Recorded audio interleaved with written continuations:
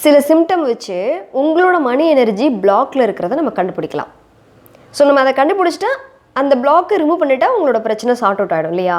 So நீங்கள் உங்களோட மணி energy பிளாக்ல இருக்கா இல்லையா அப்படின்றத தெரிஞ்சுக்கிறதுக்கான ஒரு வீடியோ தான் இது. அதே மாதிரி நம்ம ரிலேஷன்ஷிப்பையும் பார்க்கலாம், ஹெல்த்தையும் பார்க்கலாம், மூணையுமே நம்ம பார்க்கலாம். ஃபர்ஸ்ட் ஒன் மணி எனர்ஜி உங்களுக்கு பிளாக்ல இருக்குது. எப்படி தெரிஞ்சுக்கலாம்? தேவையில்லாத செலவுகள் வந்துக்கிட்டே இருக்குங்க. சம்மந்தம் இல்லாமல் திடீர்னு ஒரு ஃபங்க்ஷன் வரும், திடீர்னு உங்கள் கார் ரிப்பேர் ஆகிடும், திடீர்னு வந்து ஏதாவது ஒரு உங்கள் வீட்டில் இருக்கிற விஷயங்கள் ஏதாவது பிரச்சனை பண்ண ஆரம்பிக்கும், ஏதாவது ஒரு ட்ரிப் போகிற மாதிரி வந்துடும். அந்த மாதிரி சம்திங், அதாவது அன்எக்ஸ்பெக்டடாக உங்களுக்கு எக்ஸ்பென்ஸ் வந்து போயிட்டே இருக்கும்.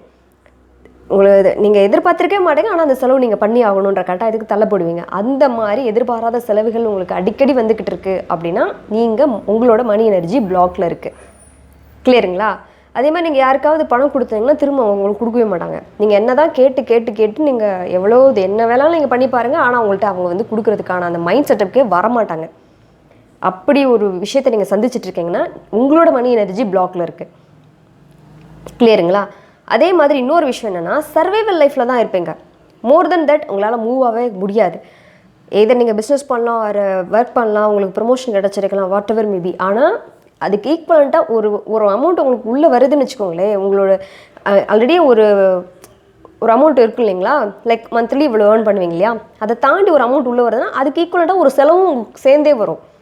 ஸோ எப்போவுமே அந்த பற்றாக்குறை பட்ஜெட்லேயே போகிற மாதிரி இருக்கும். அப்படியே இழுத்து பிடிச்சி அதை முடிக்கிறதுக்குள்ளே அப்பா அப்படின்ற மாதிரி ஆகிடும். ஸோ அந்த மாதிரி நீங்கள் போயிட்டுருக்கீங்க அப்படின்னா, அந்த சர்வைவல் மோடுக்குள்ளே நீங்கள் போயிட்டுருக்கீங்க, உங்கள் எதிர்பார்த்த விட அதிகமான வருமானம் உங்களால் பண்ண முடியலன்னா உங்களோட மணி எனர்ஜி பிளாக்ல இருக்குது அப்படின்றத நம்ம தெரிஞ்சுக்கலாம். ஸோ தேவையில்லாத செலவுகள், பற்றாக்குறை மனநிலையில் உங்களோட பட்ஜெட் போயிட்டு இருக்குது அப்படின்னா உங்களோட மணி எனர்ஜி கம்ப்ளீட்டாக லோவாக இருக்குன்னு அர்த்தம். ஆனால் நீங்கள் நல்லா ஹார்ட் ஒர்க் பண்ணுவீங்க, நல்ல சின்சியர் பர்சனாக இருப்பீங்க, நிறைய விஷயம் உங்களுக்கு தெரிஞ்சிருக்கும், மணி எப்படி பண்ணணும்னு உங்களுக்கு தெரிஞ்சிருக்கும். ஆனால் மணி கையில் நிற்காது. இந்த மாதிரி இருந்தீங்கன்னா உங்களோட மணி எனர்ஜி பிளாக்ல இருக்குன்னு அர்த்தம்.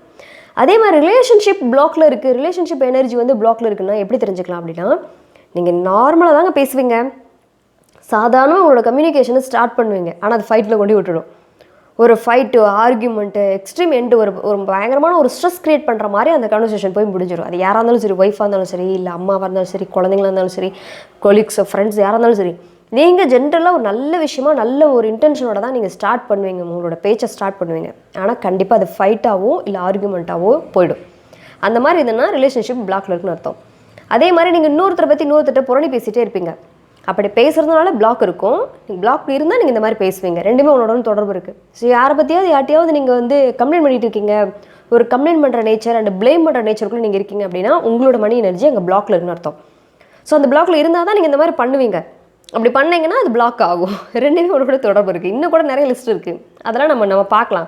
அதெல்லாம் செஷன் போது ரொம்ப டீட்டெயிலாக நம்ம பார்ப்போம். ஸோ இந்த விஷயம் நீங்கள் பண்ணிட்டு இருந்தீங்கன்னா இப்போ உடனே ஸ்டாப் பண்ணுங்கள், இல்லைன்னா மணி எனர்ஜி இன்னும் லோவாகிடும். ரிலேஷன்ஷிப்லேயும் நீங்கள் பிளாக் ஆவீங்க, மணி எனர்ஜி இதோட கனெக்ட். அதாவது மணி, ரிலேஷன்ஷிப், ஹெல்த்து மூணுமே இன்டர் கனெக்டட். எங்கே உங்களுக்கு வந்து பிளாக் இருந்தாலும் அடுத்த ரெண்டையும் சேர்த்து தான் அது பாதிக்கும். அது மாதிரி ஹெல்த் அப்படின்னு எடுத்துட்டிங்கன்னு வச்சுக்கோங்களேன், திடீர்னு கீழே விழுதுருவீங்க, கை உடஞ்சிருச்சு, கால் உடஞ்சிருச்சு அப்படின்ற மாதிரி இருக்கும். சாதாரண ஸ்டமக் பெயின் போவீங்க, அது ஒரு பெரிய பட்ஜெட் அழுத்து விட்டுரும். ஒன்றுமே இருக்காது, பசிக்கவே இல்லைன்ட்டு போவீங்க, அது ஒரு பெரிய வேறு மாதிரி கொண்டு போய் விட்டுடுவாங்க. அந்த ஸ்கேனட் இந்த மாதிரி ஒரு பிரச்சனை இருக்குன்ற மாதிரி வேறு மாதிரி உங்களை எடுத்துகிட்டு போயிடுவாங்க. ஸோ மெடிக்கல் எக்ஸ்பென்ஸுன்றது எதிர்பார்த்தத விட அதிகமாக தேவையே இல்லாமல் நீங்கள் கொடுத்துட்ருப்பீங்க. அந்த மாதிரி இருந்தீங்கன்னா ஹெல்த்தில் வந்து நீங்கள் பிரச்சனையோட இருக்கீங்க, ஹெல்த் எனர்ஜி வந்து ரொம்ப லோவாக இருக்குது, பிளாக்ல இருக்குதுன்னு அர்த்தம். ஸோ இது மூணையும் நம்ம சரி பண்ணுறது மூலமாக இந்த விஷயங்கள் எல்லாம் உங்களுக்கு நடக்காமல் இருக்க வாய்ப்பு இருக்குது. அதாவது மணி நல்லா ஃப்ளோவாக வாய்ப்பு இருக்குது. ரிலேஷன்ஷிப் ஒருவேளை அந்த பிளாக்ஸ்லாம் நீங்கள் ரிமூவ் பண்ணிட்டீங்க, உங்களுக்கு இந்த இதெல்லாம் வந்து ரிமூவ் ஆகிட்டுன்னு வச்சுக்கோங்களேன், எப்படி இருக்குன்னா மணி ஃப்ளோ ஆகிட்டே இருக்கும். தேவைக்கும் அதிகமாக உங்களுக்கு பணம் வரத்துக்கான அந்த பாத் ஓப்பன் ஆகிடும். இதை பண்ணால் வருமானம் பண்ணலான்ற அந்த பாத் ஓப்பன் ஆகிடும்.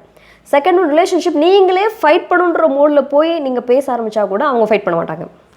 அந்த எனர்ஜிக்கு அவ்வளோ பவர் இருக்குங்க. அதே மாதிரி ஹெல்த்து தேவையில்லாமல் உங்களுக்கு வந்து ஒரு பைசா கூட நீங்கள் சொல்ல போட மாட்டாங்க. ஹெல்த்துக்காக நல்ல சூப்பராக இருப்பீங்க. அன்வான்டான எக்ஸ்பென்ஸ் ஹெல்த்துக்காக நீங்கள் பண்ணவே மாட்டேங்க. சீரியஸ்லிங்க, நான் வந்து இப்போ ஹாஸ்பிட்டல்லாம் போய் பார்த்தீங்கன்னா அரௌண்டு இப்போ எப்படியும் ஒரு 9 இயர்ஸ்க்கு மேலே ஆகிட்டுங்க. எதுக்காகவும் ஹாஸ்பிட்டல் போக மாட்டேங்க,